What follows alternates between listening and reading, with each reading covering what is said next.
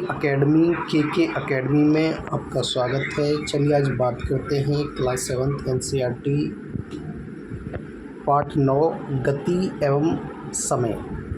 कक्षा 6 में आपने विभिन्न प्रकार की गतियों के बारे में पढ़ा था। आपने यह पढ़ा था कि किसी वस्तु की गति को सरल रेखा के अनुदिश वर्तुल यानी कि वृत्ताकार अथवा आवृत्ति हो सकती है। क्या आपको ये 3 प्रकार की गतियाँ याद हैं? सारणी 9.1 में गतियों के कुछ सामान्य उदाहरण दिए गए हैं। प्रत्येक उदाहरण में गति का प्रकार पहचानिए। विभिन्न प्रकार की गतियों के कुछ उदाहरण। गति का उदाहरण, गति का प्रकार, सरल रेखा के अनुदिश वर्तुल आवृत्ति, मार्च पास्ट करते सैनिक, सीधी सड़क पर चलती बैलगाड़ी, दौड़ते धावक के हाथों की गति, चलती साइकिल के पैडल, सूर्य के चारों पृथ्वी की गति, झूलने की गति, लोलक की गति।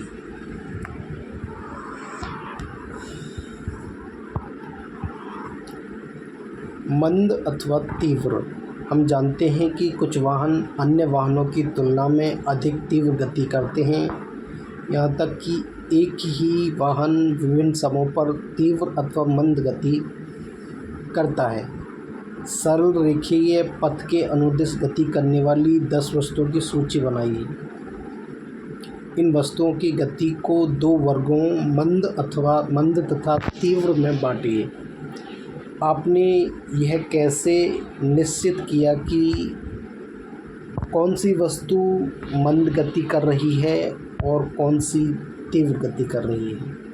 यदि किसी सड़क पर कोई वाहन एक ही दिशा में गति कर रहे हैं तो हम यह सरलता से बता सकते हैं कि उनमें से कौन सा वाहन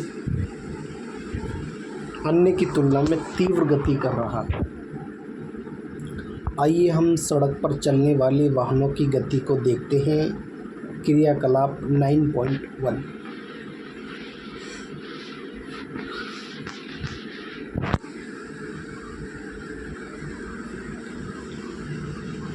चित्र 9.1 को देखिए। इसमें किसी छड़ पर सड़क पर एक ही दिशा में गति करते कुछ वाहनों की स्थिति दर्शाई गई है। अब चित्र 9.2 देखिए।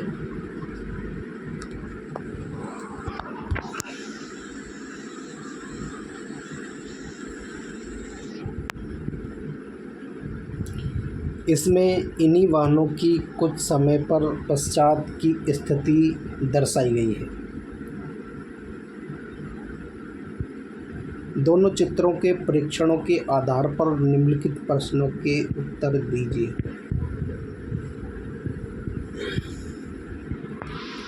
कौन सा वाहन सबसे तीव्र गति कर रहा है? इसमें सबसे मंद गति कौन कर रहा है?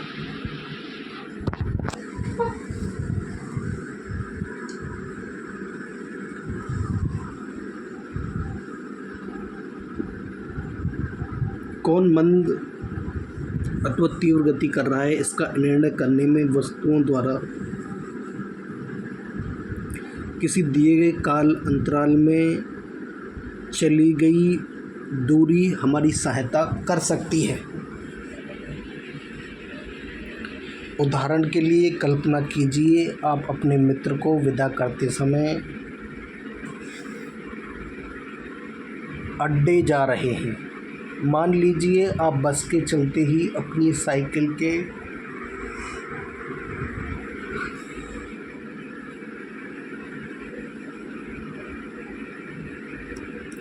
के पैडल मारने लगते हैं। 5 मिनट के पश्चात आपके द्वारा चली गई दूरी बस द्वारा चली गई दूरी से काफ़ी कम होगी। क्या आप तब यह कहेंगे कि बस साइकिल से तीव्र गति कर रही है? प्राय हम यह कहते हैं कि तीव्र चलने वाले वाहनों की चाल अधिक होती है। 100 मीटर दौड़ में यह निर्णय करना सरल होता है कि किसी किसकी चाल अधिकतम है। जो धावक 100 मीटर की दूरी तय करने में सबसे कम समय लेता है उसकी चाल अधिकतम होती है।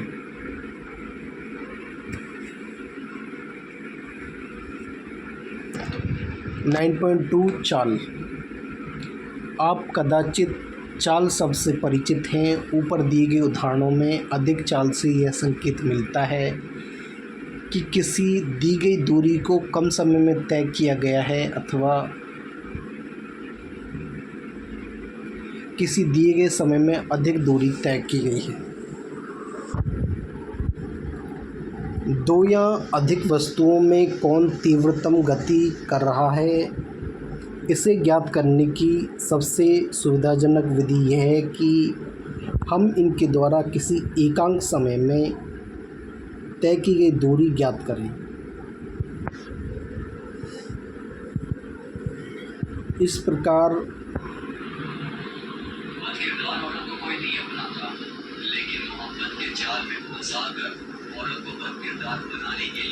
यदि हम दो बसों द्वारा 1 मिनट में तय की गई दूरी जानते हैं तब हम यह बता सकते हैं कि उनमें से कौन अपेक्षाकृत मंद है। किसी वस्तु द्वारा एकांक समय में तय की गई दूरी को हम उस वस्तु की चाल कहते हैं। जब हम यह कहते हैं कि कोई कार 50 किलोमीटर प्रति घंटे की चाल से गति करती है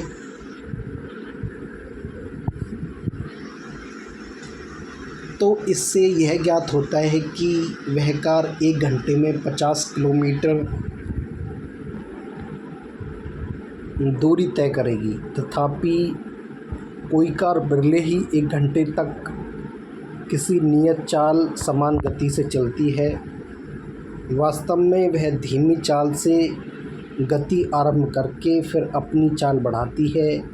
अतः जब हम यह कहते हैं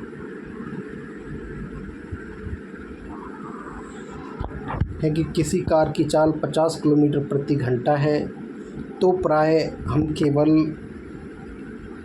कार द्वारा 1 घंटे में तय की गई दूरी पर ही विचार करते हैं। हम इसकी चिंता नहीं करते कि इस पर घंटे की अवधि में कार नियत चाल से चलती रही अथवा नहीं।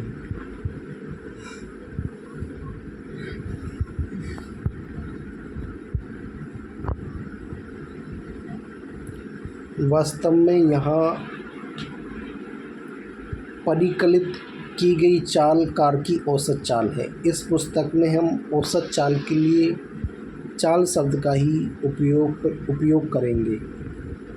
अतः हम तय की गई कुल दूरी के लिए कुल समय से विभाजित करके चाल प्राप्त करते हैं। इस प्रकार चाल बराबर समय तय की गई दूरी बटे लिया गया समय।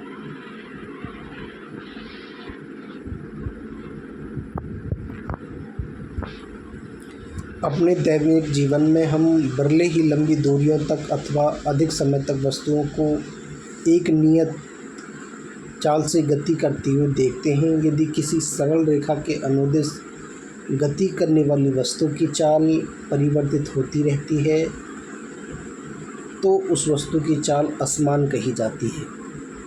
इसके विपरीत किसी सरल रेखीय रेखा के अनुदिश वस्तु की नियत चाल से गति एक समान गति कहलाती है।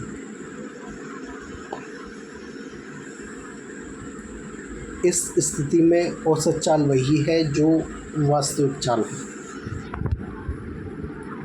यदि हम किसी वस्तु द्वारा किसी निश्चित दूरी को तय करने में लगे समय को माप लें तो हम उस वस्तु की चाल ज्ञात कर सकते हैं। कक्षा 6 में आपने दूरी मापना सीखा था, परंतु हम समय कैसे मापते हैं आइए पता लगाएं। समय की माप। यदि आपके पास घड़ी नहीं है तो आप यह कैसे निश्चित करेंगे कि अब क्या समय हो गया है। क्या कभी आपको यह जानने की उत्सुकता हुई है कि हमारे बुजुर्ग किस प्रकार केवल छाया देखकर दिन के समय का अनुमान लगा लेते थे। हम एक माह के काल अंतराल को कैसे मापते हैं? हम एक वर्ष के काल अंतराल को कैसे मापते हैं? समय की माप से हमारा तात्पर्य काल अंतराल की माप से है। बोलचाल में जब हम समय मापने के लिए किसी घड़ी के उपयोग के बारे में चर्चा करते हैं तब हमारा अभिप्राय काल अंतराल का मापन ही होता है।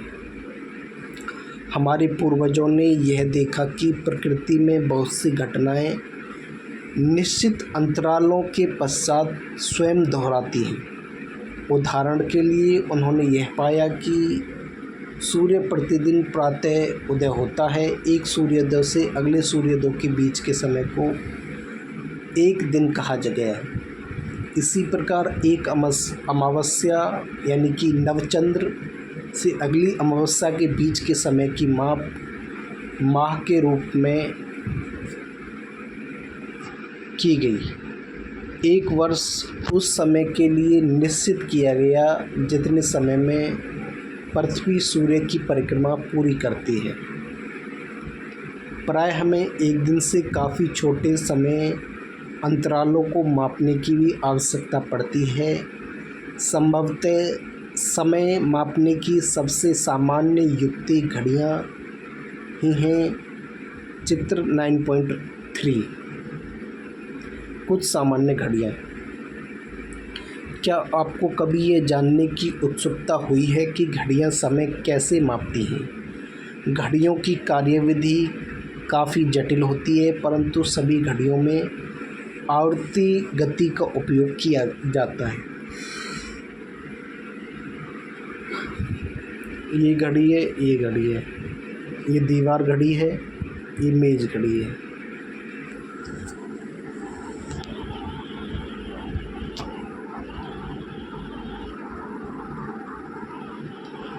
आवर्ती गति का एक चिर परिचित उदाहरण सरल लोलक है।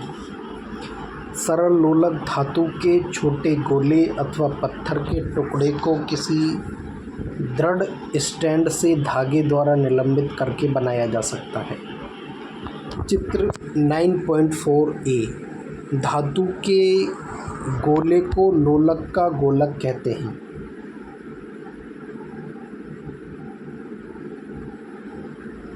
चित्र 9.4a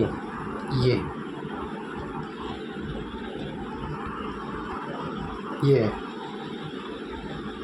एक सरल लोलक भी दोलन करते समय लोलक के गोलक की विभिन्न स्थितियाँ।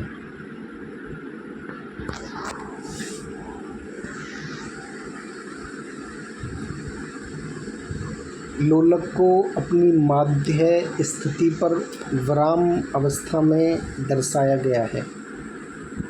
जब लोलक के गोले को धीरे से एक ओर ले जाकर मुक्त करते हैं तो यह इधर उधर गति करना आरंभ कर देता है। चित्र 9.4b सरल लोलक की यह गति आवर्ती अथवा दोलन गति का एक उदाहरण है।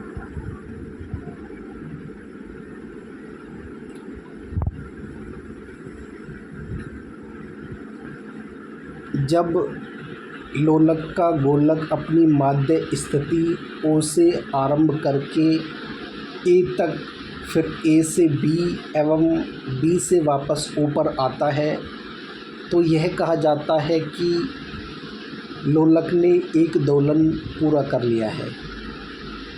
लोलक तब भी एक दोलन पूरा करता है जब इसका गोलक एक चरम स्थिति ए से दूसरी चरम स्थिति बी तथा बी से वापस ए पर आ जाता है।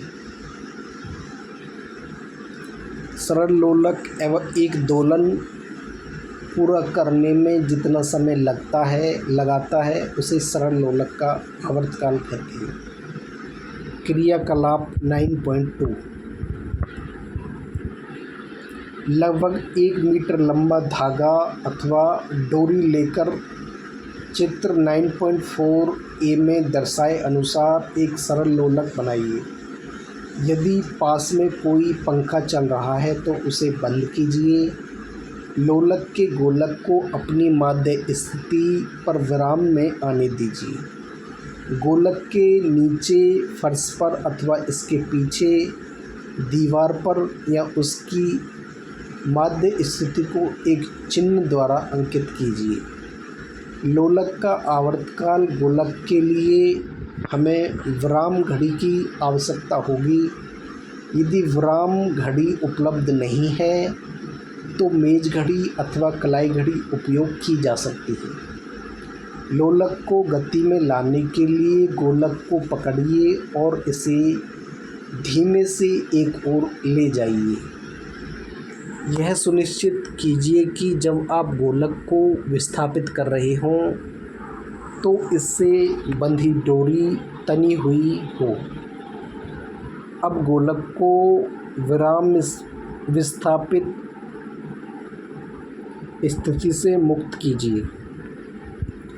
ध्यान रखिए, गोलक को छोड़ते समय इसे धक्का नहीं लगना चाहिए। जिस समय गोलक अपनी माध्य स्थिति की बजाय आप उस स्थिति से भी समय नोट करना आरंभ कर सकते हैं। जब गोलक अपनी किसी एक चरम स्थिति पर है, लोलक द्वारा 20 दोलन पूरा करने में लगा समय मापिए। सारणी 9.2 में अपने प्रेक्षण लिखिए। इसमें दिया गया प्रेक्षण केवल एक नमूना है। आपके प्रेक्षण इससे भिन्न हो सकते हैं। इस क्रियाकलाप को 3-4 बार दोहराइए और अपनी प्रेक्षण सारणी में लिखिए। 20 दोलनों को पूरा करने में लगे समय को 20 से भाग देकर एक दोलन में लगा समय अर्थात लोलक का आवर्तकाल प्राप्त कीजिए।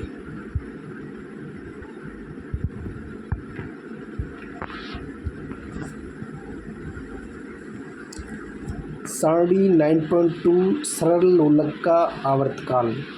डोरी की लंबाई 100 सेंटीमीटर। 20 दोलनों के लिए गया समय 42 सेकंड। आवर्तकाल 2.1।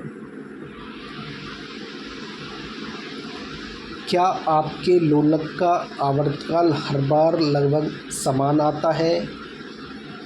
ध्यान रखिए, आरंभिक विस्थापन में थोड़ा परिवर्तन आपके लोलक के आवर्तकाल को प्रभावित नहीं करता है। आजकल अधिकांश घड़ियों में 1 या 2 सेल वाले विद्युत परिपथ होते हैं। इन घड़ियों को क्वार्ट्ज घड़ी कहते हैं। इनके द्वारा मापा गया समय पहले उपलब्ध घड़ियों द्वारा मापे गए समय से अधिक यथार्थ होता है। समय तथा चाल के मात्रक, समय का मूल मात्रक सेकंड है। इसका प्रतीक जो है वो एस है। समय के बड़े मात्रक मिनट तथा घंटा हैं। आप पहले ही जानते हैं कि ये मात्रक किस प्रकार एक दूसरे से संबंधित हैं। चाल का तथाकथित मूल मात्रक क्या है? चूँकि चाल दूरी बटे समय तथा चाल का मूल मात्रक मीटर प्रति सेकंड है, वास्तव में इसे अन्य मात्रकों जैसे मीटर प्रति मिनट अथवा किलोमीटर प्रति आवर में भी व्यक्त किया जा सकता है। आपको यह याद रखना चाहिए कि सभी मात्रकों के प्रतीकों को एक वचन में लिखा जाता है।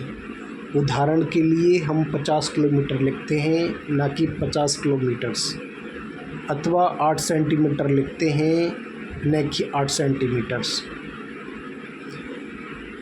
आवश्यकता के अनुसार समय के विभिन्न मात्रकों का उपयोग किया जाता है।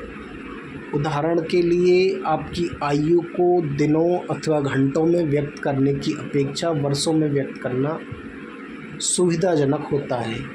इसी प्रकार घर से विद्यालय तक की दूरी को तय करने में लगे समय को वर्षों में व्यक्त करना बुद्धिमानी नहीं। 1 सेकंड का काल अंतराल कितना छोटा अथवा बड़ा होता है, जोर से 2001 पुकारने में लगा समय लगभग 1 सेकंड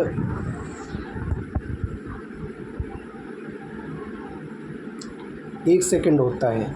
2001 से 2010 तक जोर से गिनकर आप इसका सत्यापन कर सकते हैं। किसी सामान्य स्वस्थ युवा की विराम की स्थिति में नाड़ी 1 मिनट में 72 बार अथवा 10 सेकंड में 12 स्पंदन करती है। वो जो ये जानने के लिए उत्सुक है कि एक दिन में कितने सेकंड अथवा एक वर्ष में कितने घंटे होते हैं, क्या आप उसकी सहायता कर सकते हैं।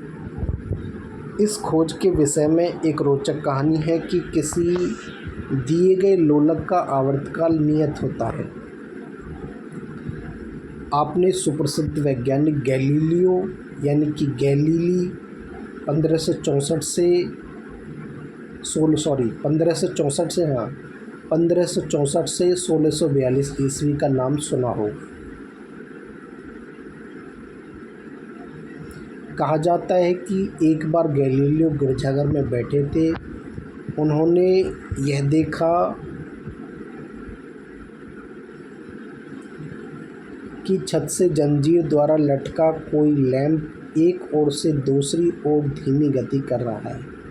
उन्हें यह पाकर आश्चर्य हुआ कि लैंप की एक दोलन पूरा करने के अंतराल में उसकी नब्ज स्पंदन धड़कन की संख्या हर बार समान होती है।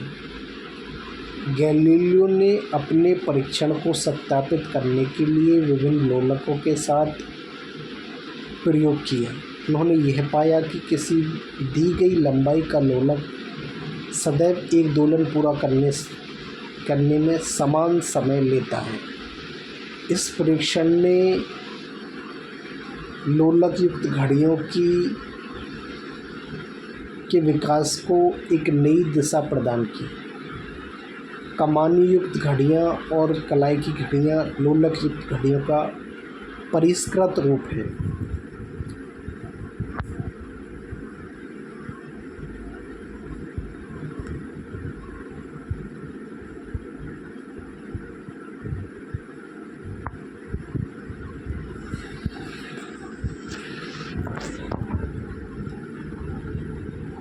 सारणी 9.4 कुछ जंतुओं द्वारा प्राप्त की जा सकने वाली तीव्रतम चाल बाज जो है 320 किलोमीटर प्रति घंटे की चाल से दौड़ता है। चीता 112 किलोमीटर प्रति घंटे की चाल से, ब्लूफिश 40 से 46, खरगोश 56 किलोमीटर प्रति घंटे, गिलहरी 1 घंटे में 19 किलोमीटर चल सकती है, घरेलू चूहा 11 किलोमीटर प्रति घंटा, मानव 40 किलोमीटर प्रति घंटा, भीमकाय कछुआ 0.27 किलोमीटर मतलब 270 मीटर और घोंगा 0.05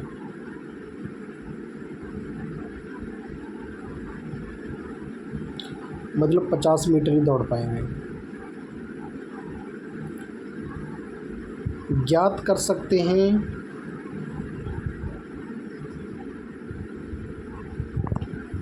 आपको केवल चाल को समय में गुणा ही करना होगा। इस प्रकार चाली गई दूरी बराबर चाल गुणा समय।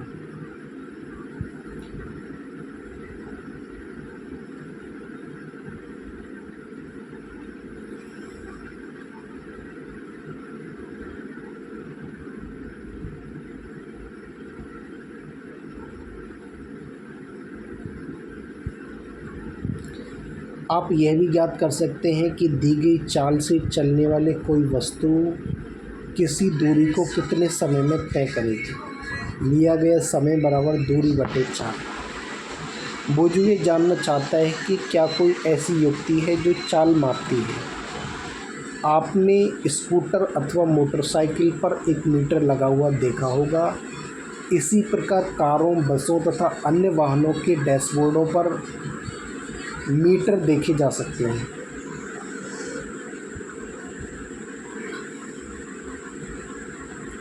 चित्र 9.7 में किसी कार का डैशबोर्ड दर्शाया गया है। ध्यान दीजिए, इनमें से किसी 1 मीटर एक कोने पर किलोमीटर प्रति घंटा लिखा है। इसे चाल स्पीडोमीटर कहते हैं। इससे सीधे ही किलोमीटर में चाल ज्ञात हो जाती है। इसमें एक अन्य मीटर भी होता है जो वाहन द्वारा तय की गई दूरी मापता है। इस मीटर को पथमापी या ओडोमीटर कहते हैं।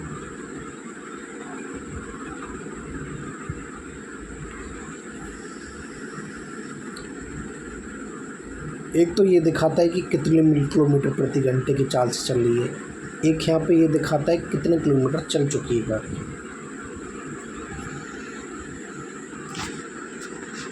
विद्यालय की पिकनिक के लिए जाते समय पहेली ने यह निश्चय किया कि वह यात्रा समाप्त होने तक हर 30 मिनट के पश्चात बस के पथमापी का पाठ्यांक अपनी नोटबुक में लिखेगी। इसके पश्चात उसने अपने पाठ्यांक सारणी 9.5 में लिखे। सारणी 9.5 यात्रा के विभिन्न समयों पर पथमापी के पाठ्यांक। 8 बजे पाठ्यांक समय, पथमापी का पाठ्यांक आरंभिक बिंदु। 8 बजे 3640 किलोमीटर था। 0 किलोमीटर प्रति घंटे की चाल से चलना स्टार्ट करा गया। 8:30 बटे 3660, 36,560 20 किलोमीटर। फिर 9 बजे 36,580 40 किलोमीटर, और ऐसे ही आगे 36,620 80 किलोमीटर प्रति घंटे की चाल से चलेगा। क्या आप बता सकते हैं कि पिकनिक स्थल विद्यालय से कितनी दूर था? क्या आप बस की चाल परिकलित कर सकते हैं? सारणी को देखकर बूझों ने पहेली से पूछा कि क्या वह बता सकती है कि 9:45 AM तक उसकी बस ने कितनी दूरी तय कर ली थी। पहेली के पास इस प्रश्न का कोई उत्तर नहीं था। वे अपने शिक्षक के पास गए। शिक्षक ने उनसे कहा कि इस समस्या को हल करने का एक ढंग यह है कि हम दूरी समय ग्राफ खींचें। आइए यह पता लगाएं कि इस प्रकार का ग्राफ कैसे खींचा जाता है। दूरी समय ग्राफ, आपने यह देखा होगा कि समाचार पत्र, पत्रिकाएं आदि सूचनाओं को रोचक बनाने के लिए उन्हें विभिन्न प्रकार के ग्राफों के रूप में प्रस्तुत करती हैं। चित्र 9.8 में दर्शाए गए ग्राफ के प्रकार को स्तंभ ग्राफ कहते हैं। ग्राफीय निरूपण का एक अन्य प्रकार वृत्तारेख या पाई चित्र 9.9 है। चित्र 9.10 किसी टीम द्वारा प्रत्येक ओवर में बने रनों को दर्शाए स्तंभ ग्राफ। वायु का संगठन दर्शाता वृत्तारेख। अन्य गैसें नाइट्रोजन।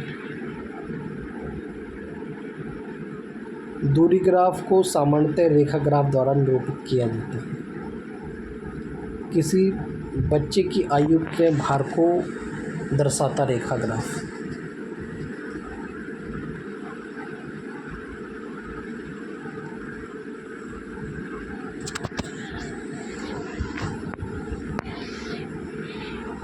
आप इस प्रकार ग्राफ बनाना सीखें। एक ग्राफ पेपर लीजिए। चित्र 9.11।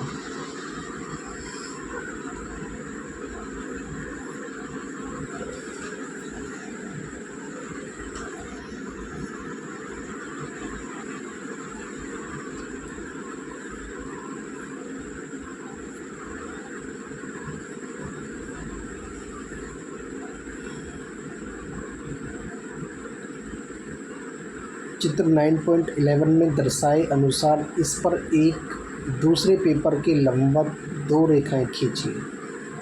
क्षैतिज रेखा पर x को x अंकित कीजिए।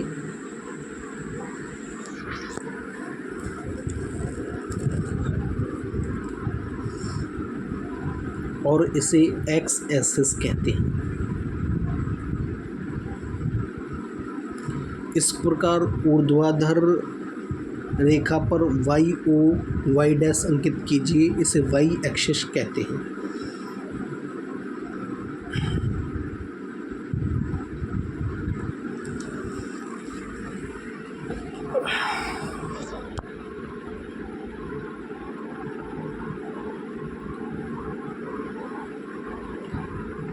एक्स ओ एक्स डैशेस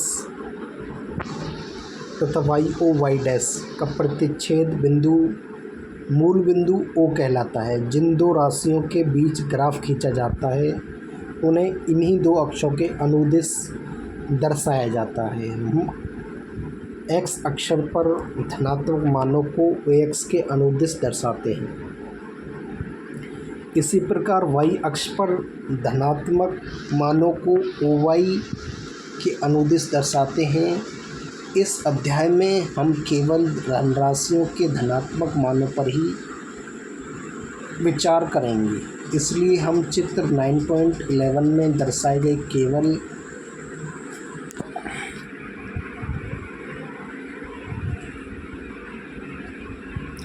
छायाचित्र भाग का ही उपयोग करेंगे। बूझो तथा पहेली में किसी कार द्वारा चली गई दूरी तथा इस दूरी को तय करने में लगा समय पता लगाया। उनके आंकड़े सारणी 9.6 में दर्शाए गए। सारणी 9.6 किसी कार की गति 0 1 मिनट में 1 किलोमीटर, 2 में 2, 3, 4 ऐसे करके आप नीचे दिए गए चरणों का अपनाकर ग्राफ बना सकते हैं।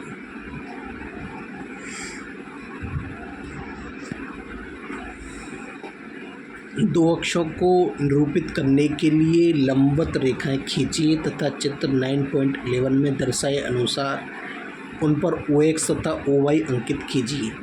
यह निश्चित कीजिए कि एक्स अक्ष के अनुदिश किस राशि को दर्शाना है तथा वाई अक्ष के अनुदिश किसे दर्शाना है तथा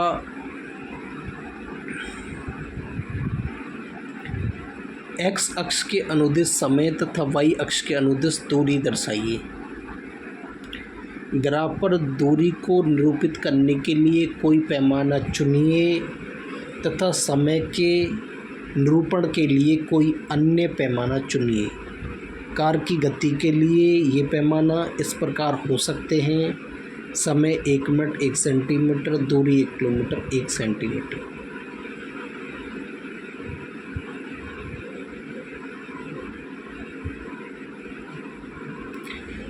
चुने गए पैमानों के अनुसार समय तथा दूरी के मानों को अपने अपने अक्षों पर अंकित कीजिए।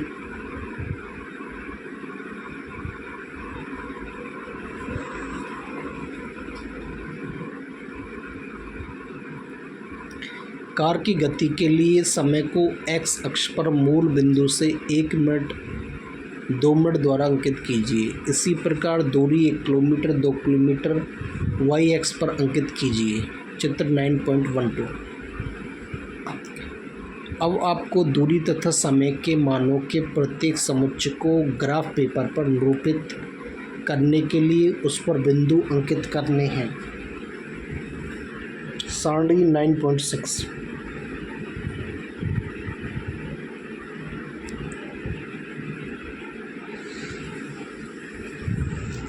ग्राफ बनाना: 1 मिनट में 1 किलोमीटर, 2 मिनट में 2 किलोमीटर। क्रम संख्या 1 के परीक्षण में यह दर्शाया गया है कि समय 0 मिनट पर चली गई दूरी भी 0 है। मानों के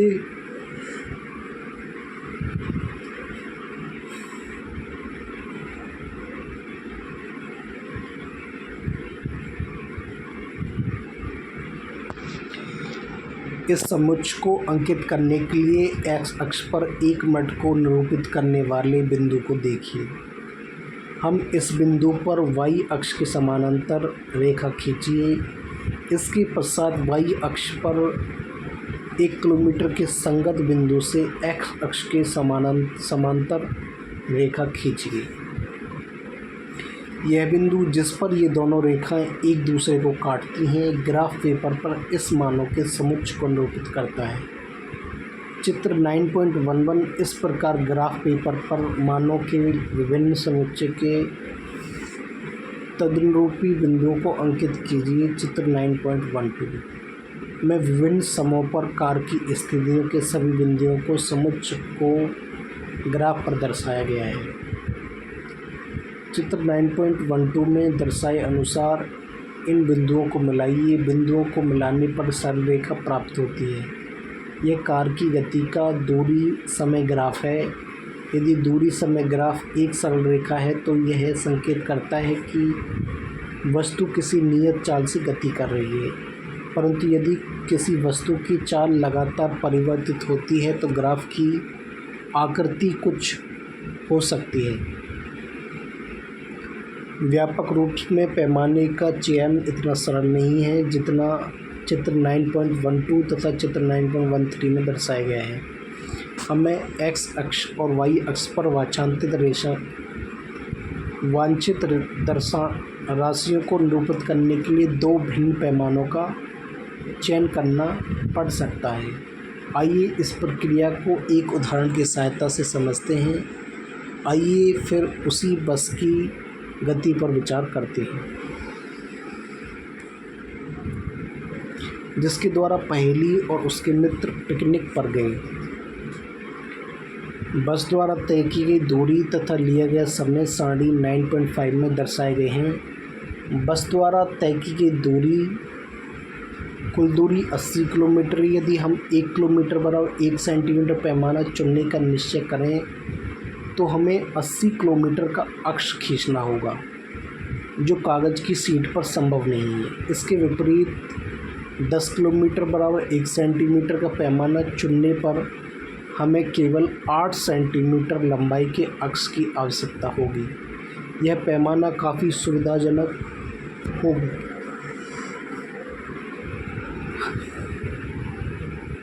परंतु यह ग्राफ पेपर के एक छोटे भाग को ही ढकेगा।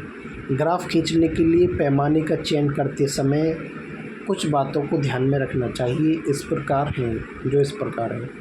प्रत्येक राशि के अधिकतम और न्यूनतम मानों के बीच अंतर, प्रत्येक राशि के मध्यवर्ती मान, ताकि उन मानों को ग्राफ पर चुने गए पैमाने के आधार पर अंकित करना संभव हो, तथा जिस पेपर पर ग्राफ खींचना है उसके अधिकतम भाग का उपयोग करना। मान लीजिए आपको 25 सेंटीमीटर आमाप का एक ग्राफ पेपर दिया गया है। ऊपर दिए गए शर्तों को अपने सारणी 9.5 के आंकड़ों के समायोजित कर सकने के लिए पैमाना इस प्रकार हो सकता है। दूरी 5 किलोमीटर बराबर 1 सेंटीमीटर तथा समय 6 मिनट या 1 सेंटीमीटर, 6 मिनट बराबर 1 सेंटीमीटर।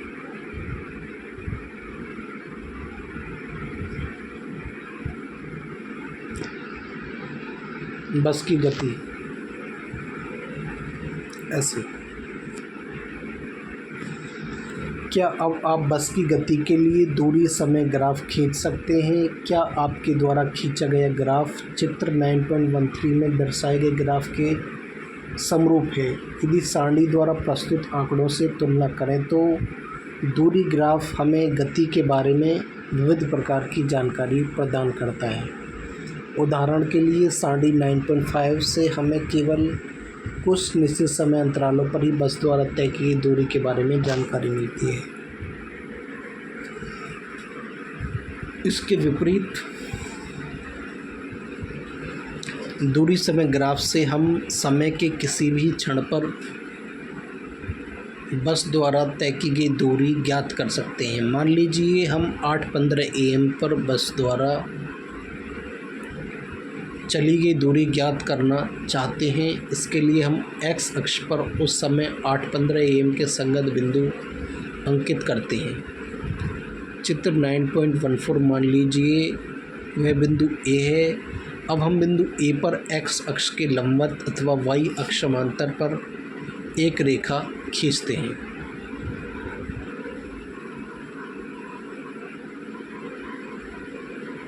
फिर हम ग्राफ के जिस बिंदु टी पर यह लंबवत रेखा ग्राफ को काटती है उस बिंदु पर चिन्ह लगाते हैं। चित्र 9.14 इसके पश्चात हम टी से होकर जाने वाली एक्स अक्ष के समांतर रेखा खींचते हैं। ये वाई अक्ष को बिंदु पर काटती है। वाई अक्ष पर बिंदु बी के संगत दूरी ओ बी हमें 8:15 AM पर बस द्वारा किलोमीटर में तय की गई दूरी प्रदान करती है। यह दूरी किलोमीटर में कितनी है? क्या आप 9:45 AM पर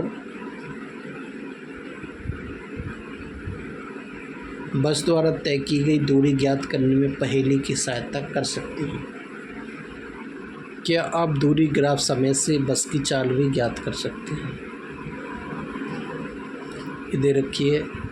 प्रमुख शब्द हैं रेखा ग्राफ, ग्राफ, असमान गति, दोलन, सरलोलक, चाल, आवर्तकाल, एक समान गति, समय मात्रक।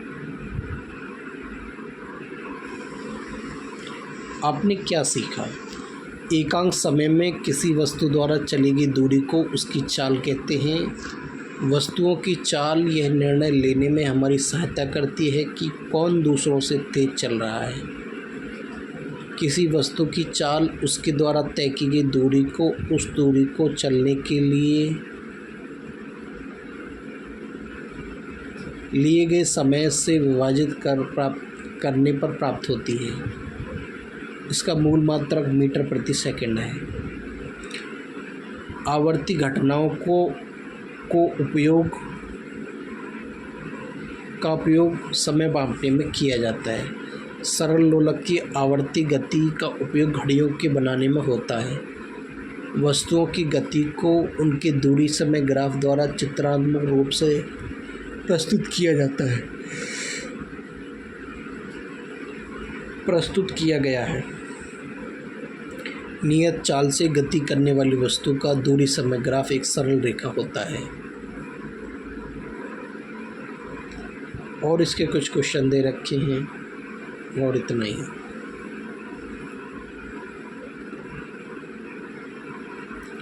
क्या आप जानते हैं भारतवर्ष में समूह अनुरक्षण सेवा नई दिल्ली की राष्ट्रीय भौतिकी प्रयोगशाला द्वारा प्रदान की जाती है। यहाँ जिन घड़ियों का उपयोग किया जाता है वे समय अंतराल की माप 1 सेकंड के 10 लाखवें भाग की यथार्थता के साथ कर सकती है।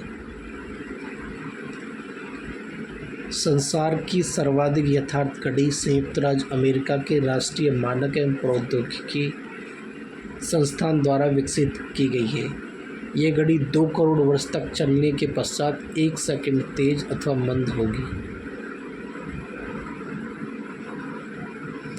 क्या बात है। तो ये थे। Thank you for watching this video आपको अच्छी लगे तो प्लीज़ वीडियो को लाइक करें, चैनल को सब्सक्राइब करें। धन्यवाद।